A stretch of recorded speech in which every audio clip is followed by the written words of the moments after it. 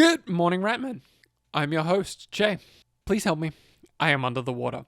And joining me is my co-host, Corgi, currently fighting for her life against the things in the abyss. I don't know how to swim. Today we're going to be looking at the different factions of the Deep King. Deep King! Try again.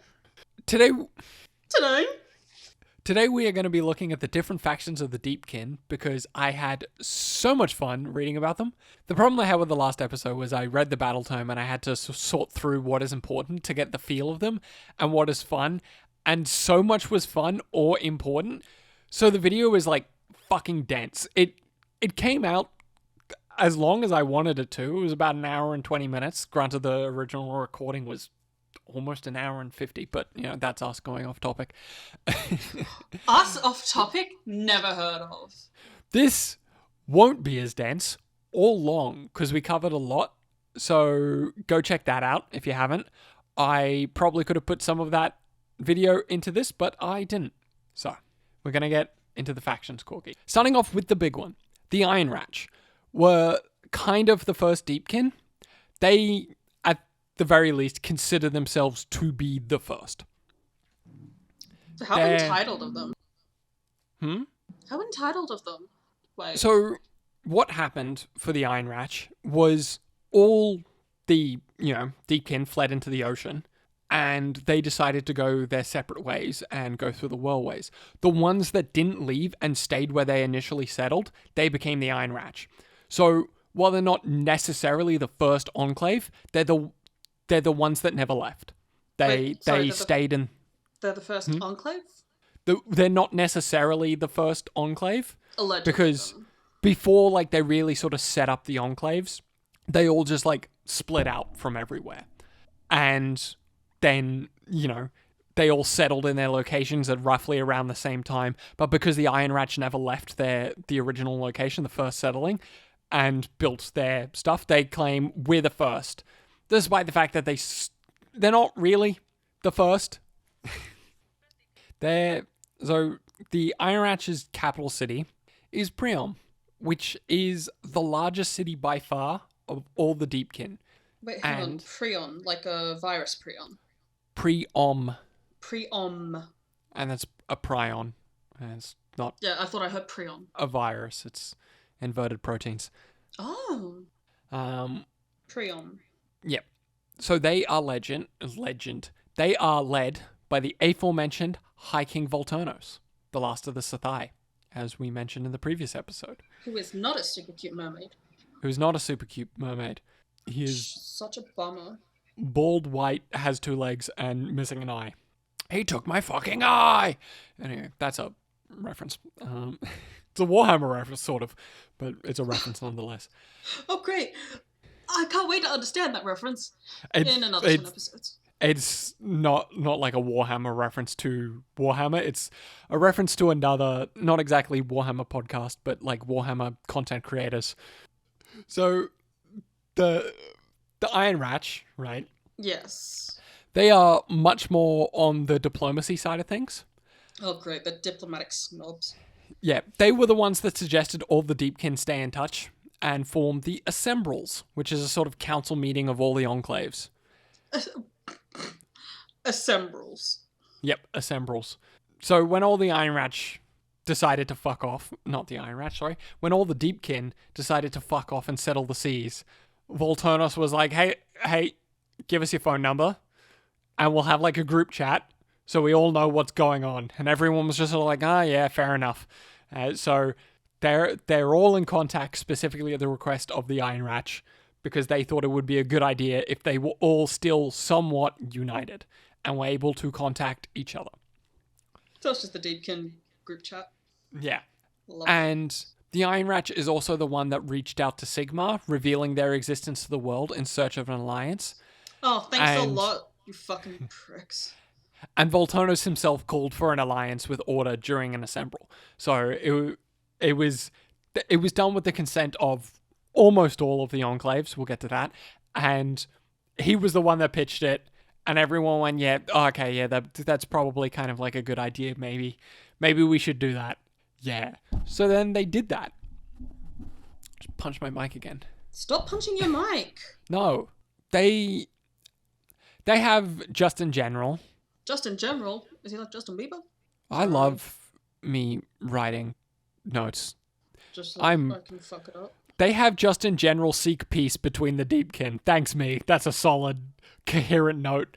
I understand what I was saying there. They have just in general like sort of wanted to keep the peace between all the Deepkin, right? They have facilitated peace talks between several different Deepkin factions who have been at war. And the Iron Ratch attempted to organize a unified army of the Deepkin to assist the Morphan against the Skaven, and somehow the Futhan almost escalated it into a civil war between themselves and the Futhan. The Futhan Peninsula. Yeah, they almost escalated it into a civil war between themselves and the Morphan, and the Iron Ratch, however, managed to de-escalate the whole situation into just a series of duels instead. The Futhan. Sorry, I'm stuck up on that. What the hell kind of names is that? Yeah, this one's going to be called the Iron Ratch, and this is the Futhan and the Muthan. I think it might be the Fuethan, like fuego, fire, yeah, Spanish, because they're in there. You'll see it sort of, if you associate them with fire, it sort of makes sense. Also, they're red. The Futhan? Yes. They, however, themselves, aren't above civil war, and at one point got into a massive civil war with the Domhain. The war? Yeah. We'll get to that. We'll get to what happened with the Domhain during the Domhain section. Domhain. During the Necroquake, it was the Iron Ratch that sent out their armies to assist the other enclaves and the land dwellers. And Volturnos himself is just having a bit of a time at the moment. Probably because he doesn't have an eye. Well, yeah, he got ambushed while trying to settle things diplomatically with Morathi's faction, the Daughters of Cain, by the Mask of Slaaneshi, a former servant of Slaanesh, who cut out his eye. So he was just on his way to a diplomatic meeting, got ambushed, lost his fucking eye. And that eye became the Eye of Vecna. Nope, wrong series. No, they really just like, he was just fucking shoved his head in a toilet. Just, where's the fucking god, Lebowski? Where's the fucking god? Give us the fucking god, Lebowski. He just wanted a diplomatic meeting, and he lost a fucking eye. And that, ladies and gentlemen, is why you don't negotiate. Just kill him. Worst case scenario, you get to keep your eye. A while later, he was fighting some Slaanesh worshippers, and he just kind of lost it for a hot minute, and just like really just went into the wanton slaughter. Really fucking Australian accents, man. Wonton and wanton are two very similar pronunciations. They are so annoying. He really went into the like wanton slaughter of like the Slaanesh, reveled in it, had a really fun time just killing all these Slaanesh, and it freaked him out a bit. After the fight, he just locked himself in his bedroom for quite a while and just didn't leave. Because he was so like, ooh, I didn't like how I felt doing that. I had too much of a good time killing these people. That doesn't seem good. Ugh. So he just disappeared for a bit. But he's back now. He's back and doing stuff. Next, right? Mm-hmm. We got the Domhain. And they are kind of the opposite of the Iron Ratch. They were some of the first to fuck off from the rest of the Deepkin and are super isolationist and just love fighting. After they left, half of their population was killed, so only the strongest warriors survived, leading to them becoming a more warrior culture, and they are generally viewed as barbarians by the other factions, though we gotta come up with a consistent pronunciation. Fuethan? The Fuethan view them with begrudging respect as mighty warriors. Are they sort of like the Spartans, in a sense? The Domhain? Yeah. No. Damn. One of these days I will actually get that right. Yeah. So the Domhain are split into 7 clans, with each clan having a unique custom, such as relatively normal filing their teeth to pointy teeth, and the not so normal drinking poison. Don't file your teeth down, kids. Your teeth have nerves in them, you know? Yeah, but if you're like underwater bitey people, warriors, it makes sense. Drinking poison, on the other hand, why? What does that achieve? Weird. Weirdos. Obviously, it's the same sort of effect as shooting yourself with a low caliber bullet, so you can build tolerance to a high caliber bullet. It's genius in the end. Yeah, that's how that works. Of course it is. Anyway, so the Domhain with their pointy teeth and the drinking poison doesn't really help the whole everyone sees them as barbarian things. Well, they have a point if it's working for them. This is coupled with the fact that because they are based in Gur, the only thing they can really raid is orcs, and the repeated soul grafts of orc souls has made them Nomadi more orc-like in the way that they fight and behave. Nomadi? Like, yeah, those are the corrupted souls that die immediately unless they get soul transferences. They're more orc-like. They're kind of like orc-elf hybrids. They don't look orky, but they act orky. Because they have orc souls. Which, like, imagine your slave just, like, comes up to you, because most of the Nomadi are slaves. Pretty sure I don't have any of those, but continue. It's your battle slave, right? It comes up to you, and it's just like, oh, my lord, I think it's time we have a crump. Be an interesting experience. Concerning. Concerning. I'm sorry, but a crump just sounds like a euphemism, even though I know it's probably a fight. Sounds like a crumpet, which is more of an Australian British food. Like, imagine a waffle, but not shit. Tiny waffle. I think waffles are more, like, European, because it's, like, Belgian waffles and shit. But, anyway. Domhain, split into 7 groups. Yeah, ooh, I love art and painting, and having a good fight, mate. Australia. It's not really Australia. Like imagine the most well-educated football hooligan you possibly can. Like a guy that went to Oxford and then on the weekends just nuts a dude down at the pub.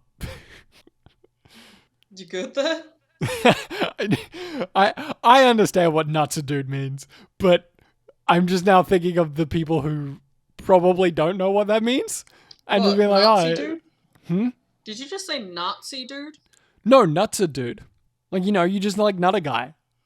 Oh. I don't think I'm hearing that right. I'm sorry. I just keep... Nut. N-U-T. You just like nut a dude. Yeah, nut a dude. That sounds like you're fucking helping him bust one. No, it means you fucking headbutt him. Okay, that's something new for me to learn. Yeah. It's British slang. You having a laugh? Yeah. Anyway, so you got a bunch of fucking ratch. Nomadis just fucking nutting dudes everywhere they go. Just running up to orcs, having a crump. I would imagine that would be a spectacular fight. You just have like orky elves versus orcs. Just going fucking ham. I just imagine like an elf head on an orc body. We have gotten so, or me specifically has gotten so sidetracked by this orc thing. I just really like the idea of orc elves. Anyway, after the war with the Iron Ratch, they blanket refused to attend any assembrals, save for the assembral held in response to the Icarian lantern being stolen. Oh yeah, I forgot that got fucking yoinked. They are also the first Deepkin to encounter the Stormcasts and align with them in battle because they can't steal any of their souls. They just like join in a battle, like, oh cool, we can yoink all these souls, and then realize that they can't steal Stormcast souls, and they're like, oh, I guess we'll help you fight these guys so we can eat their souls. Which, for being isolationists, kind of funny that they were the first guys to make allies outside of the Deepkin. I give you murder friends, you give me soul? Yeah. They have a fun capital. Their capital is Rundhar, which means the secret city, and it is built in the into the walls of an undersea canyon. Yeah, the picture that they had of their city was not interesting. It just looked like every other picture that they had of the cities. And it was like, wow, you really had an opportunity to make some really cool artwork and you just didn't. Neat. Well, yeah, how else are you gonna have a secret city if it, doesn't look like it's a secret? If it just looks like a normal city, then everyone's gonna be like, oh, whatever. But inside, you have a better city. No, I don't know where I was going with that. So, next up, we have the futhan. The futhan. One of the training for the new Achelians. Remember how I said that they all have like a different sort of like training regime? Like each enclave has a different training regime for the Achelians, Yes. which are like the princes and kings and shit.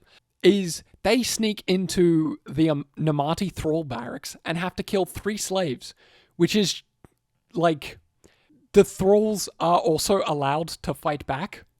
So it's like an actual fight. They have to just kill slaves? Like, God. Yeah. As if So, that wasn't miserable enough.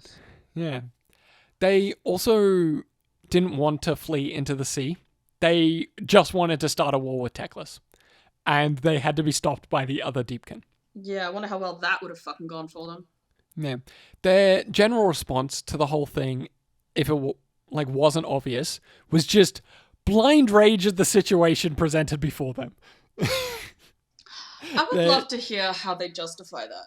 Just, if we get angry enough, maybe then the god won't swallow us again. And they're gone. They really just went, this is fucking bullshit. This whole thing fucking sucked. Fuck! Little grumpy edgewords. Yeah. They ultimately settled into the boiling seas of Akshi, the realm of fire, and their capital is Mordgale. There was no further information on Mordgale. Mordgale.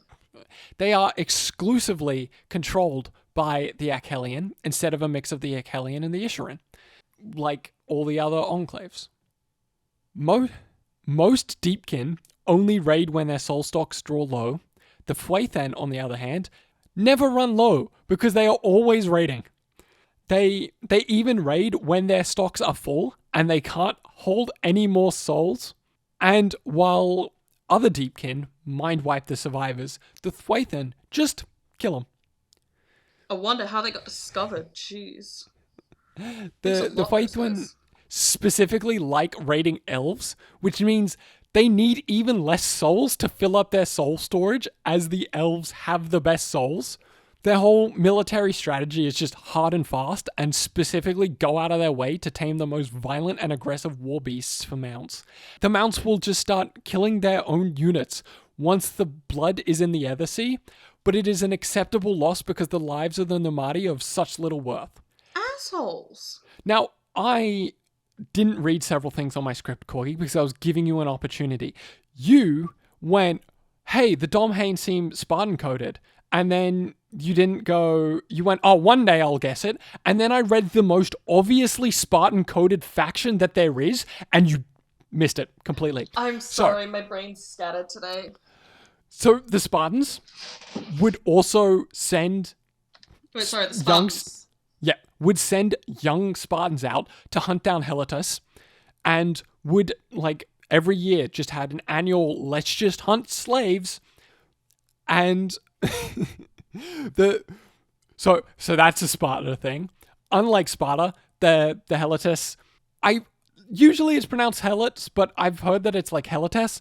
Anyway, so I'm just pronouncing it Helotes. I could be 100% wrong. It's just Heracles all over again. Well, Hercules is the Roman pronunciation, whereas, Helotes is specifically like a Greek word. If you're like a reg, if we have a Greek in the comment and my pronunciation of Helotes is correct, let me know. So the the hunting down in the Nomadi, Spartan coded. The controlled exclusively by kings, Spartan coded. That's just straight out of Sparta with ruled exclusively by the warrior caste. And Sparta had a dual kingship, I believe. There was always 2 kings of Sparta. I could be wrong on that, and they just sometimes had 2 kings, but I'm pretty sure there was always 2 kings in Sparta. Guess I'm just gonna have to play God of War all over again. I don't think that's where you go for your Sparta information. Why not? It's totally realistic. And the whole not valuing the lives of the Namadi, also Spartan coded. The Spartans used helots or helotes a lot in war. That didn't matter. There was always more helotes. There's always a bigger fish. Yeah, there's always more slaves. You can always have more slaves. They are also widely hated by the other enclaves and are blamed for a 200-year civil war. Did they do it? Probably. It kind of doesn't explain what the civil war was and who it was between or how it started. They're just blamed for it. So probably. They seem like the kind of guys that definitely did it. I bet they're innocent. In general, it is assumed that they are all afflicted by the Malachi, which is that thing that occasionally drives the Deepkin crazy that hasn't come up since I mentioned it. Yeah, it's Malachi. However, no one can prove it, and they are also currently just kind of crushing it. Things are going pretty well for them, and they respect Volturnus deeply, even though they fucking hate the Iron Ratch. They hate all the other enclaves. They respect Volturnus. So when Volturnus asks them to do something, they go and do it. When there's an enclave that's in danger, Volturnus will ask the futhan to go and defend it, and they just go and defend it because it's Volturnus that did it. If it was any other that did it, any other asked them, they'd be like, who the fuck are you? No, get fucked. We don't give a shit about you fucking Ponzi shit. But Volturnus, they're like, look, he's High King Volturnus. He's one of the greatest. Of course. He's a homie, a certified bro. Yeah, absolutely. No questions asked. We will 100% do it because you're Volturnus. We fucking hate your faction. We hate everything you stand for. But you are a fucking motherfucker who we will follow to the death. So they'll do what he says. And they show up and they cause fucking havoc for everyone who is causing problems with the Deepkin. They are a solid fighting force. Full on put some respect on their name. Yeah. That's about it for the futhan. Rest in peace. But I do want to talk about one specific guy because it was funny as shit. One guy from the futhan? Yeah. So there is or was a futhan king called Charo Bornassus. Charo, like... Yeah. Char. Oh. Yeah. Which is... It's a very Australian sounding name. we put a lot of O's on things. Great. Now I'm just going to have to... Your name's Steve? Sorry, your name's Steve-O. If your name's Damien? Sorry, your name's Damo. Or Dazza. Yeah, or Dazza. If your name's Sharon, it's Shazza. It's Azza or Amo. or just like O. You said Charo, and this is what I thought of. Charo. She's a singer. No, I know who that is specifically because I tried to find out more information on Charo Bornassus, and it just took me to the Wikipedia for her. Anyway, Charo Bornassus. Boy, howdy, does he just love killing. Oh boy, here I go killing again. He's fucking ridiculous, Michael. He just goes on long campaigns against the Gortide, which is a chaos, like, Khornite warband, right? So they're all servants of Khorne. And he is just loving it. He is having a great time. Every victory, he gets more and more violent and just wants more and more war, and he just loves ripping people apart with his serrated great blade. Just like cleaving, like soaring more through people. Like, I would imagine like a physical act of soaring rather than like a swing. It's like a hit and then up, down, up, down, up, down through the rest of the body as they are screaming in agonizing pain. I love it when men have hobbies. Yeah, and then in the middle of a fight, a portal is summoned on him and he is never seen again. He just... Wait. Oh shit. Was it MODOK? Who just like MODOK? went around kidnapping people in the Marvel universe just so he can have them perform in a show? No, that's Mojo. Mojo, sorry. Yeah, Yeah, Mojo from Mojo World. Yeah, but you get what I mean, right? Like, Yeah. that's what I'm thinking. They just fucking yoinked him so they can get him to fight. Yeah, man got yoinked by Khorne. Khorne was like, I love you, man. Like, Get married to it me. doesn't say who yoinked him, what happened. It just says, like, a Khorne portal opened up on top of him and he was never seen again. That man is not dead. That man is very much still alive, absolutely in some Chaos Warband having, like, some Chaos Warband somewhere, having the greatest time of his life. Or, alternatively, playing Doom in the Warp. Like, this motherfucker is either just full-on demon or the Doomslayer. He is one of the two. And I don't know which. But either way, he's having a fucking ball. Games Workshop, come on. Bethesda's right there. Oh, actually, no, it would be the same. What I want, James, if you're listening, which you aren't, but if you are listening, give me a book that is Charo Bornassus meeting Kaldor Drogo in the Warp, because it's the same walk. If Kaldor Drogo could appear in End Times, he could fucking appear in Age of Sigmar, and they are just going through the Warp playing co-op Doom. Maybe chuck in that guy from the Space Marine boomer shooter. I don't remember his name at the moment. The Beaky with the white head. Chuck him in, all three of them, just fucking causing chaos in the Warp. I would read the shit out of it. Or, alternatively, like a 3-player game, 100% would play the shit out of that game. That would be the greatest game ever made. Someone make that. The real reason we want to get famous, so we can get people to make us awesome games. Actually, I don't even know what the game is. I want updates on what Charo is doing. Well, probably performing. Yeah. Oh wait, but wrong Charo. Imagine for a moment Charo is performing, and then a Khorne warp hole, a warp portal appears in front of her. Some elf just starts, like, comes out and is just like, ah! Corgi! Blood for the blood god, skulls for the skull throne! No, you know what would be even fucking better? He comes out with his own guitar. Yeah. The two of them just perform together. They fucking... Shit. Oh, crap, what was the name of the song? They perform the bolero. Charo's bolero. Yeah. Nah. I don't... Look, I saw the Wikipedia page. Specifically because... I thought that makes you an expert. I didn't look anything into it. I opened the Wikipedia page, saw that she was on RuPaul's Drag Race, and I'm like, Corgi is definitely going to know who this is. Oh, yeah, she was on that, yeah. But I already knew that. I knew Charo from, what was it? I think it was Jane the Virgin. Oh. Either way, love her music. Is she Mexican? I thought she was Spanish. No idea. Yeah, she is Spanish. Oh. She can be on Jane the Virgin. That's a fucking Latin America. There's Latin America, and then there's, Iberian Spanish. And they don't necessarily get along. Don't ask a Portuguese person on their opinions on Latin Portuguese. So moving on to the next one. So now Morfan made a relatively bad call settling in their capital Mordreki in the realm of Shaish, the realm of the dead. Hey guys, we need souls to live. What if we move to the dead place? To be fair, there are ghosts, so I would imagine, like, you can just yoink souls from the stuff. However, their name means death, right? Sorry, no. Then their name means death-like stare.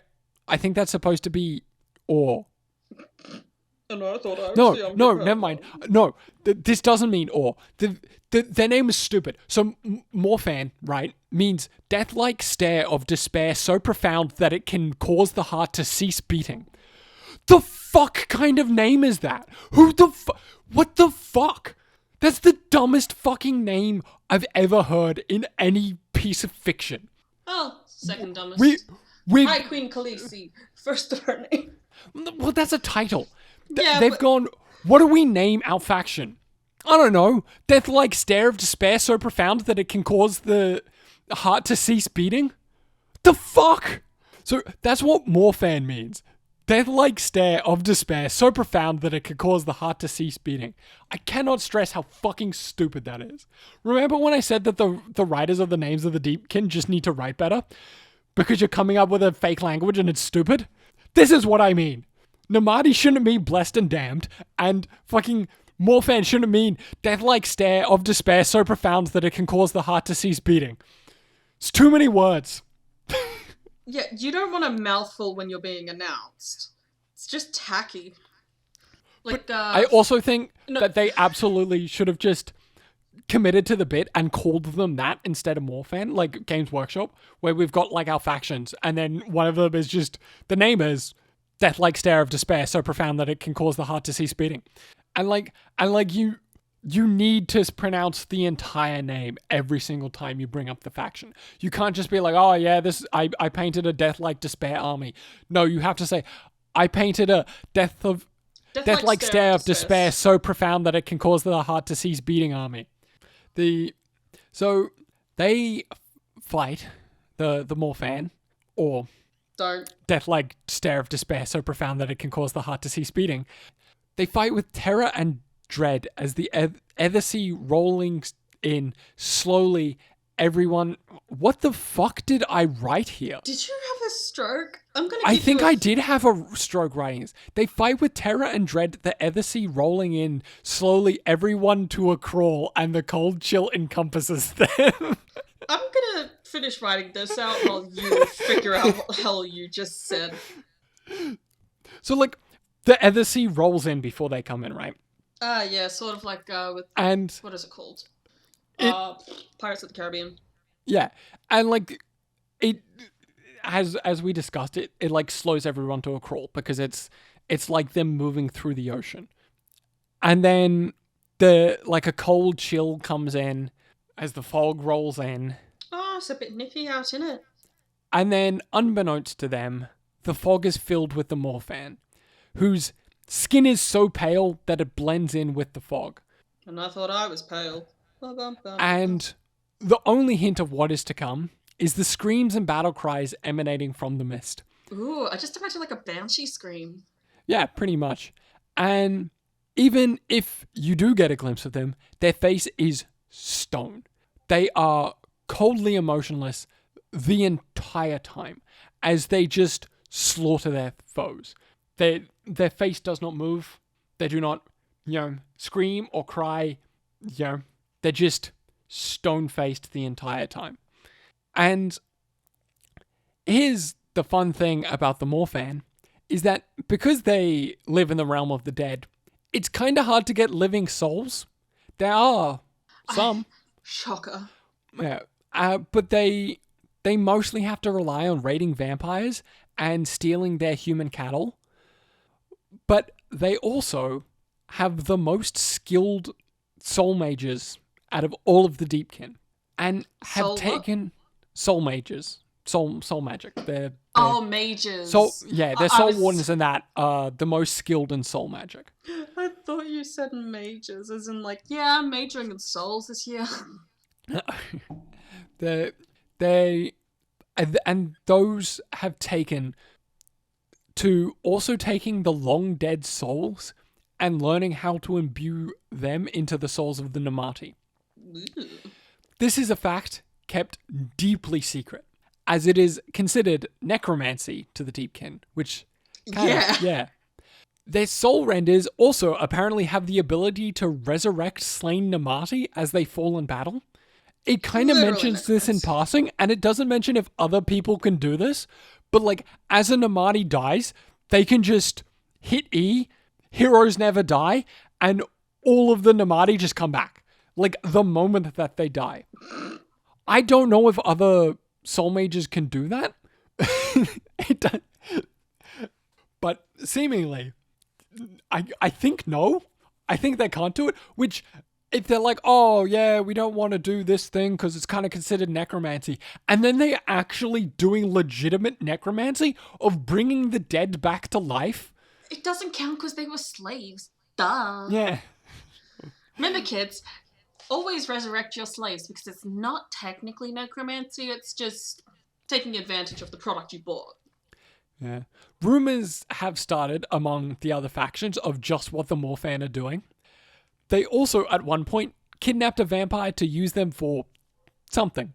Please tell me like, it was like they were just secretly throwing a birthday party, and this is about to turn super wholesome. They maybe yoinked his soul, or maybe something else. Or maybe they experimented with it so they could learn how to. Yeah, they tell the story tells that he got captured by them, and he thought it was going to go one way, his capture, and then he was horrified to learn what was actually going to happen. But it doesn't tell me, the reader, what was actually going to happen.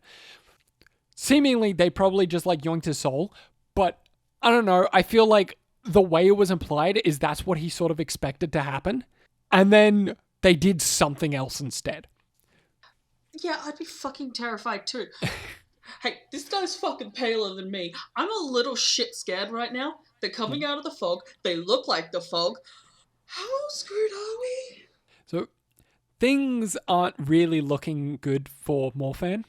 As I said, Nagash is now aware of the Deepkin's existence and is looking to wipe them out. So they are preparing for an all-out war with the god of death. I wonder how that's going to go. Yeah, it's also stated somewhere that they aren't the type of people to ask for help, so we'll see how the war thing plays out for them. Maybe they'll bury their pride and ask for help, or maybe they'll just go, no, we can do this. We can take out the god of death, and they get dumpstered. And all of a sudden the Morfan don't exist anymore. So in other words, got fucking bodied. Yeah. So, briomdar, they're basically seawood elves. They live in the city of Cranstock in Giram, which is the realm of life, occupied mostly by Sylvaneth. So, Cranstock is surrounded by a kelp jungle, and in general, they have a great reverence for nature. They also have a book. They have their own whole book, they're druids, fiction story book rather than a battle tome. It's a 300-page book. They maintain a very good relationship with Sylvaneth. And they team Sylvaneth, the wood elves that mostly occupy Giran. Right. That's the one that's led by the elf god that you said was really I saw the one that rides she rides the giant rhino beetle. Oh yeah. Yeah. So will they ever know what I'm saying, or will they just assume it's? I bleeped it enough that you can pretty much make out the word. That it wasn't. Yeah, just T. Yeah. All right. But considering there's only one word that I bleep out, you can kind of gather. Yeah. They're Australian and they blurp out a word. I wonder what it is. I think there has been a single episode where we didn't say at one point. There is one or two of the 10 episodes that we've done where I haven't said which is not this one. Yeah, it's not this one. So they team up with Sylvaneth a lot to fight Nurgle, because there's a lot of Nurgle in the realm of life, as that's sort of Nurgle's whole thing. Mm-hmm. They also heavily utilize camouflage alongside their bond beasts and venture quite. Yeah, those are their sea monsters that they ride. And they venture quite deep into the land to raid locations far away from the sea. And that's kind of it. There wasn't much for them. As I said, probably a lot of it's in a book. But they sound so cool. In my opinion, they were the most boring of all of the factions. Yeah, but I just love underwater fights. I mean, it sounds like they don't fight underwater. They're the ones that fight underwater the least, because they venture in onto the land. And they just walk across the land for kilometers, do a raid, and then walk across the land for kilometers, and then go back into the sea, rather than everyone else who just emerges from the sea, attacks the coastal town, and then leaves. So they're terrifying because they can actually get onto land and find you. So, lastly, we've got the naalar. These are the guys that live on the giant crustacean. Ooh.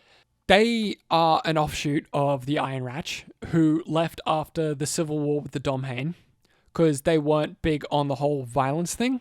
In exchange for letting them leave, Volturnus made an alliance with them that still stands to this day. They were given a city by Iron Ratch, and it was a relatively small nothing city, and they built it up to be one of the most impressive Idoneth cities. That was until there was an earthquake ripping the seabed and the city atop into the great proverbial sky. However, it was not an earthquake. Unbeknownst to them, they had built it atop a great scaffoldon. Which is just a giant crab.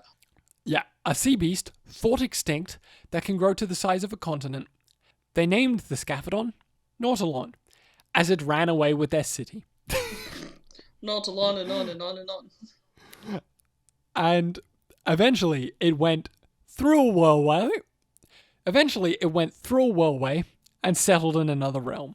With then all of a sudden being in a whole nother realm thing, they slowly grew their independence, ultimately seceding from Iron Ratch and forming the Nautilon Enclave, named after the giant lobster.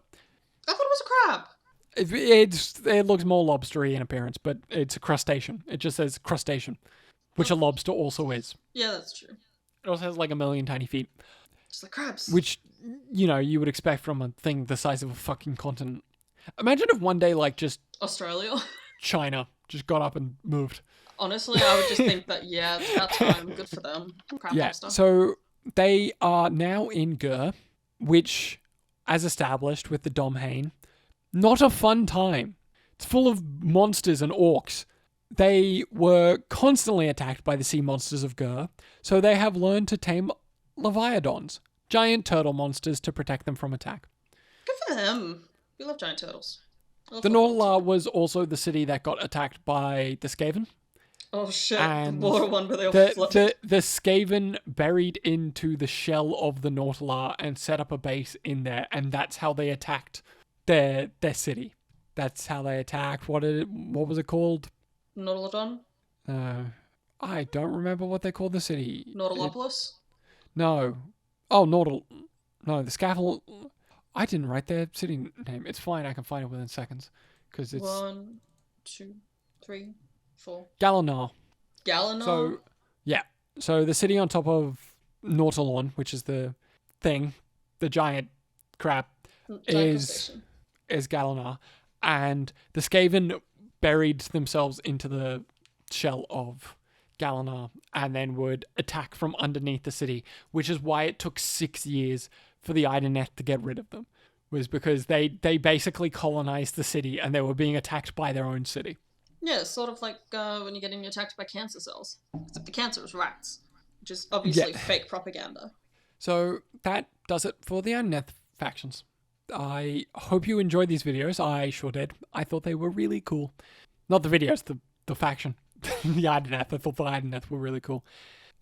Anyway, thank you for sticking around. Please do the like and comment and subscribe if you want more, and share it to your Warhammer friends. Say, hey, look at these nerds and their cool fan art that gets drawn for the podcast. And if you want to post that fan art somewhere, maybe do that. Make sure to tell them where it's from. Get that guerrilla marketing going. We should also probably do that sometime ourselves. I thought about it, and then I just never got around to doing it, which is, yeah, that tracks. Anyway, so this is our 10th episode, which is kind of wild that we've been doing this for 3 months. Though we did record the first episode in June, so it's kind of 4 months. Just like a heartfelt thank you for all your support. I have not been having the greatest time as late because work has been fucking infuriating. And this show has been something that I really look forward to doing every week. We put out the Bretonia video about a month ago and it didn't do super well, which is fine. We're just starting. I don't expect these to do massively. But then like 2 weeks later, it got picked up and it's now sitting over 2,000 views, which is just awesome, especially considering it was a really experimental video. It was really weird. We spent the first half talking about real world history, and I really liked that video. I put a lot. I really enjoyed making that video. That's why that video came out. It wasn't supposed to come out unless Corgi wasn't able to record. My bad. And I just really wanted to do that video. My dad actually watched that episode, and I told him he picked the right one because it was half history, so it didn't go over his head. My mum, on the other hand, watched the first iceberg video, which was probably the worst one to pick. Oh, God. Because it was just kind of like obscure lore. And at least the others, I kind of explained the groundwork. Anyway, thank you to everyone who has stuck around, who watched, and like a special thank you to Firefan, Balfridge, Joseph D, or Jose PhD. I don't know how it's supposed to be pronounced. And Brutalite. They have a Krieg profile picture, Corgi. Baby, I love them. Yeah. you guys have been commenting since the first 2 episodes, and it's awesome that you've just like stuck around. And I know there have been other people who commented on multiple videos. I noticed that, and thank you. Seriously, it's awesome. It means a lot. Part of the reason that I started this was because of an episode of a podcast I listened to where they were just talking about starting a podcast. And if you have an idea for a podcast, just do it, but keep up with it. And that, like, it sucks when you find a podcast that you like and you get 4 episodes in and that was it. They just abandoned it because, it didn't get views or whatever. So that's just my goal, is to keep up with it. We're in this show for the long haul. Even if this is it, we never really grow past where we're at. To be able to say that I had a weekly or fortnightly podcast for a year, fuck yeah. Who else can say that? So few people do that. I've learned a lot making this. I didn't really know how to edit before this. I made, I had some experience doing the shorts and sketches that are also on this video, and some videos that are also on this channel but are currently privated or unlisted. I don't remember which one that were the original idea for this channel, which I'll probably talk about someday. I'll probably talk about it whenever I change the name of this channel. At some point, I will get around to changing the name from Che Does Things to Good Morning Ratman, because this is no longer just a me thing. Like, this show is no longer just me, and I don't want it to keep carrying my name into the future, as this is just Che's channel. This is Che and Corgi's channel. So at some point its name will change, but I want to make a bigger deal of its name change, so it'll be some indeterminate time in the future. But like, I've learned doing this that I really enjoy editing, and I've gotten pretty decent at it. The first episode took me about 15 hours to edit, and now I can get it done in maybe like 5 to 6. And I've just like grown more confident in my script writing. The first few episodes, I was so lost, had no idea what I was doing or how to format my scripts. And I am still lost, have no idea what I'm doing, but at least I know how I want to format my scripts, and we'll just get better with time with that. This show has also just been a great creative outlet, which is something that I've been struggling to find for many years. I've started many projects and just it's never really clicked, or I've never really found I haven't met my own skill requirement to feel comfortable in the project, and I've fallen off of it because I get self-conscious or get too perfectiony about it. So I just sort of abandon the project. And this, I don't feel that way about this. So I've been doing stuff creatively, and that's also just been driving me to do stuff. I've been writing fiction again, which I used to do, and it's something that I've tried to do a lot of, and I keep falling off because I used to be really good at writing, and then I had a 10-year break, and I just got really bad at writing. And writing this and writing some things like really pretentiously and fancifully has made me just want to write fiction again. So I've started doing that, and I've been having a lot of fun with that, and I wouldn't be doing that if it wasn't for this show. And I'm just excited for the future of the show. So, once again, thank you for everything. And Corgi, what did you want to say? I just wanted to come out here and, well, pretty much the same thing that Chase said. Thank you all for encouraging us and continuously coming back, even though we tend to be late, which is my fault. Most of the time it's my fault. I have anxiety and I'm constantly worried that I won't be good enough, or, that sort of thing. A couple of the times it was my fault. I cancelled a couple recordings, and that was the reason why we were late. Yeah, but it's not entirely your fault. That you know of.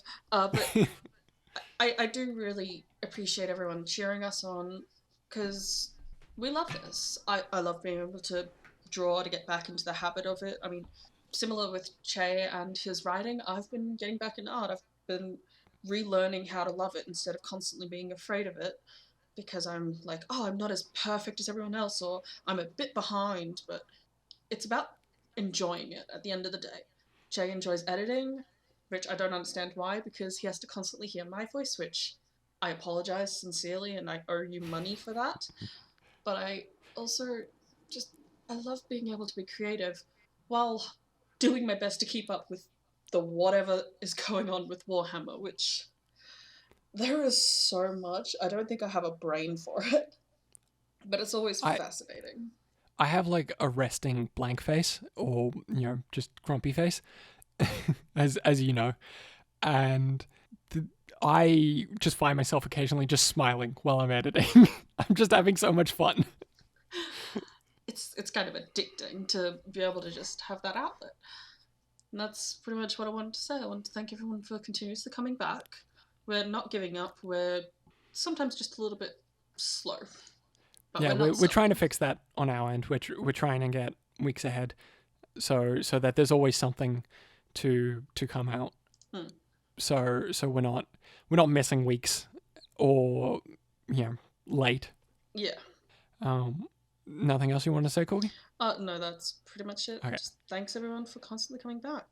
Yeah. So this has been Good Morning Randman. Next week will be the Gene Stealer episode. Oh boy. It'll actually happen this time. I know I said it's next week over a month ago. And then Real Gene either Stealers. the Gene Stealer video will be 2 parts, or it'll be one, and then I'll split it and then do a 2-part.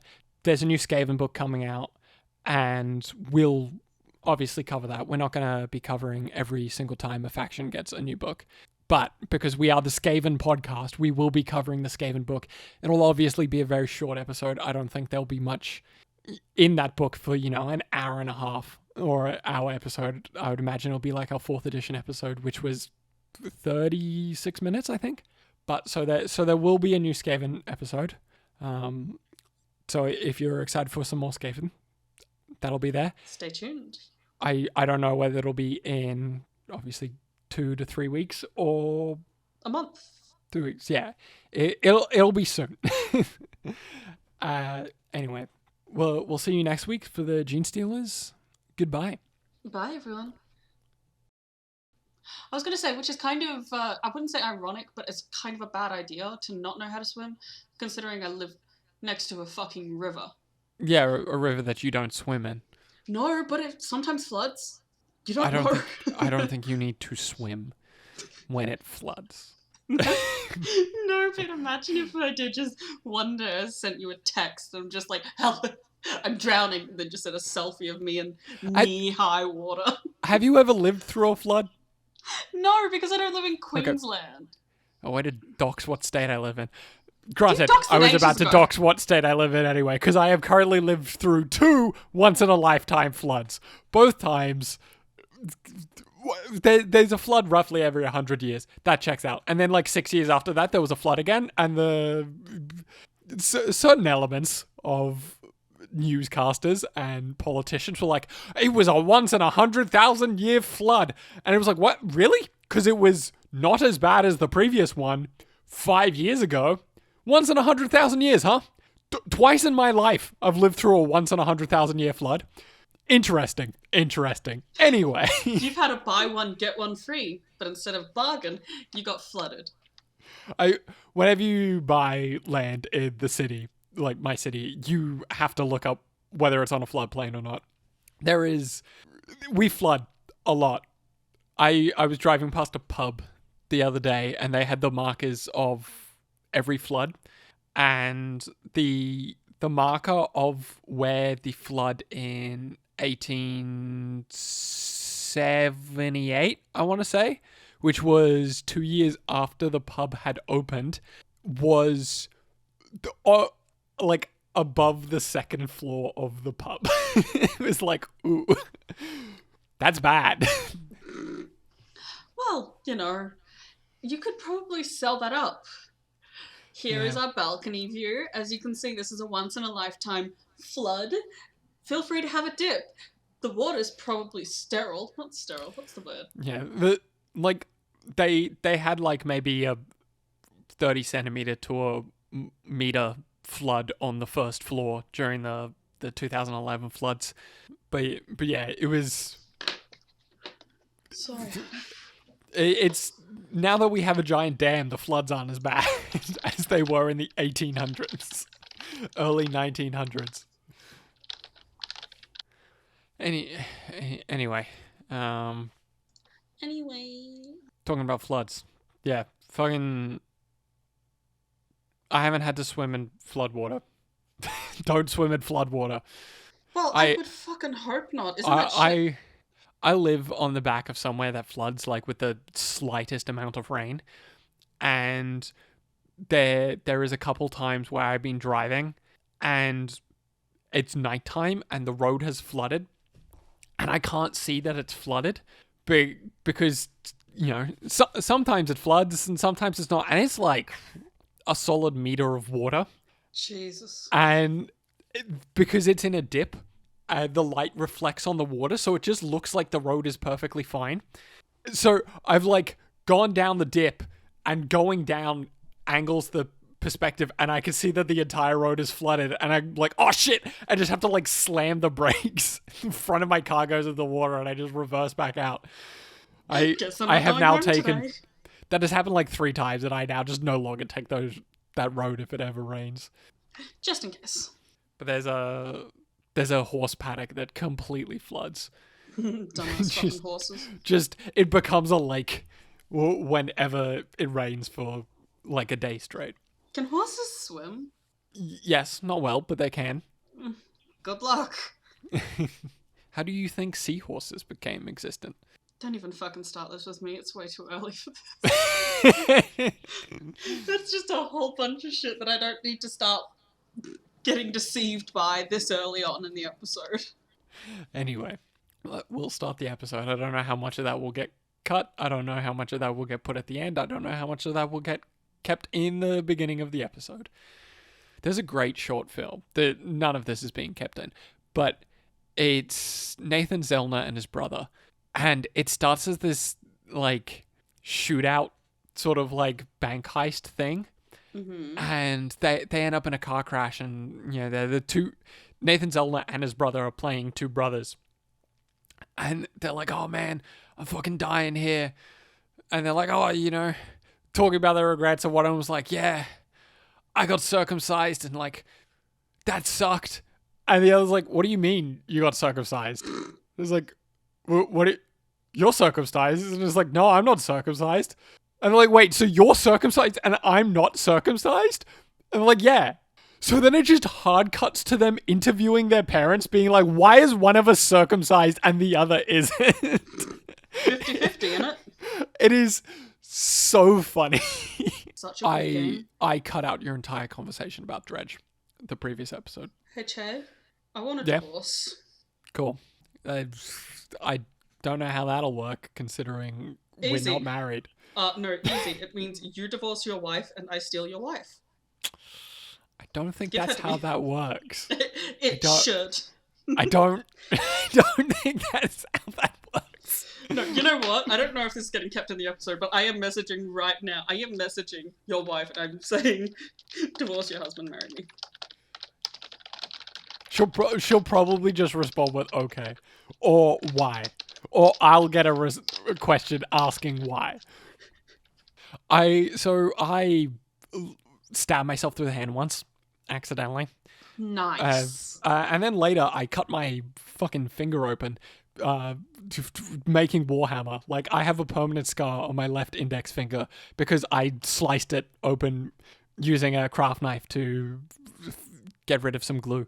I actually, the time I stabbed myself through the hand, I was also making Warhammer.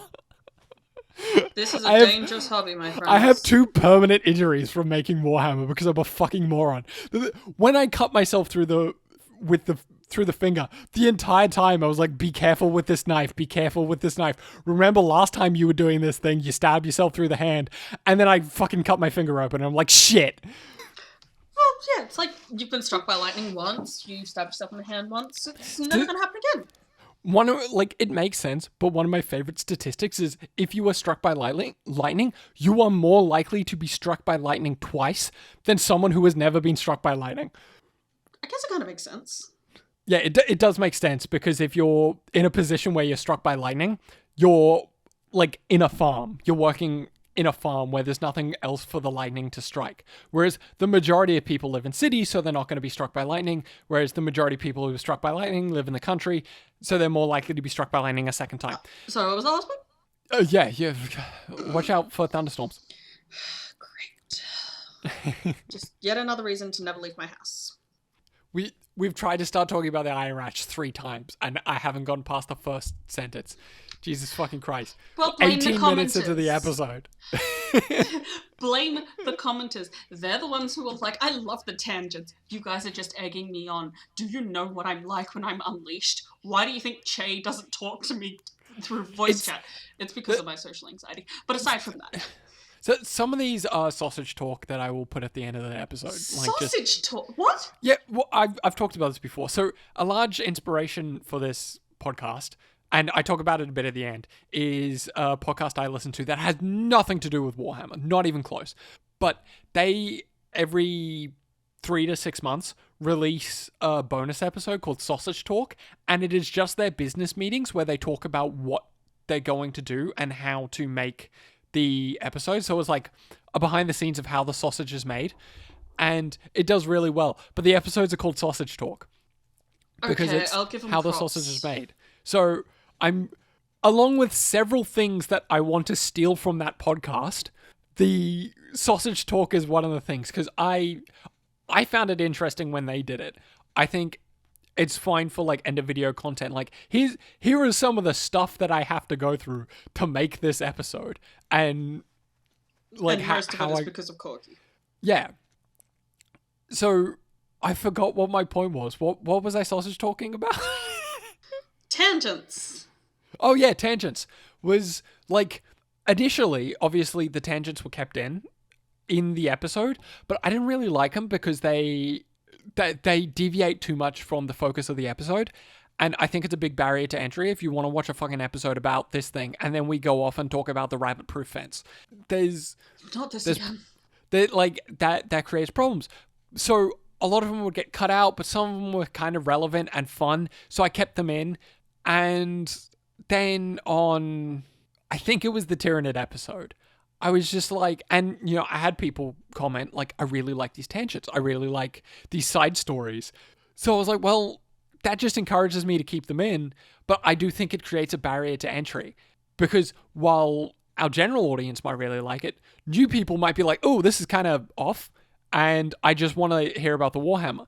So when they're like valid enough and kind of tied into the episode, or it leads into a joke, because it's, at the end of the day, there's a large comedic element to this podcast, and I want it to be more of, like, it's a comedy podcast at the end of the day. It's lore, but it's lore told through a comedic thing. That's why when I'm talking about Slanesh being captured, I'm not like, oh, and then they captured him, and they locked him up in a prison. I'm like, no, they shoved him in a white van, and fucking drove him to the middle of nowhere. That's a comedic way of telling that story. So, you know, I have to have some of these tangents in the episode because they're funny. But then there's others where it's like, there's other parts where it's like, oh, I don't know where to put them. So I just decided to just cut them out and put them at the end of the episode. So there's these funny tangents. Like, I cut out our 9/11 conversation, but I put some of it at the end of the episode. Oh God, they're gonna hate me. I specifically just put the story about my friend who didn't know 9/11 was real. That's at the end of the episode. Along with just several other sort of like side stories that they don't fit within the episode itself, but they are funny, or they're fun, like they're just little fun stories, or they characterize us as people and sort of like give you more of a vibe as like a host sort of thing. So you're like not entirely fostering like a parasocial relationship, but it's like this like, you can understand that I'm a weird dude, but I'm not like a weird dude where I'm like, yes, creepy. I'm just a normal dude who has a really weird sort of backstory and histories and ties into things. This is a teaser for the future, but I'm working on a video, or going to work on a video. It's in the list of things to do for Necromunda, which is about gangs and stuff. So I have written a little bit about the time I met a serial killer. That's a real story. I'm sorry. Can we get to that now? No, you'll learn it on the episode. But I met a guy, had a full hour-long conversation with a serial killer. unfucking believable that I'm only just finding this out. I wish I had an exciting life like that, but no, I just... Yeah, that's because you live in the country. If you live in a city of 2 million people, you meet some interesting dudes. Fair point. Anyway, that's 24 minutes of a tangent aside. Yeah. The iron rash. So which is not a like, rash caused by an allergy yeah. to iron. So I want to keep in some of the side stories just because they're fun, but a lot of them will get shoved to the end. So as the show goes on, there'll probably become increasingly less side stories in the episode itself, and they'll all be like end of video content. So if you want to listen to just the Warhammer stuff, there you've got that. But then if you want to hear me talk about insane shit that has happened in my life, that's the end of the podcast. Yeah, well, I had an insane moment too where I am boringly ordinary, all things considered.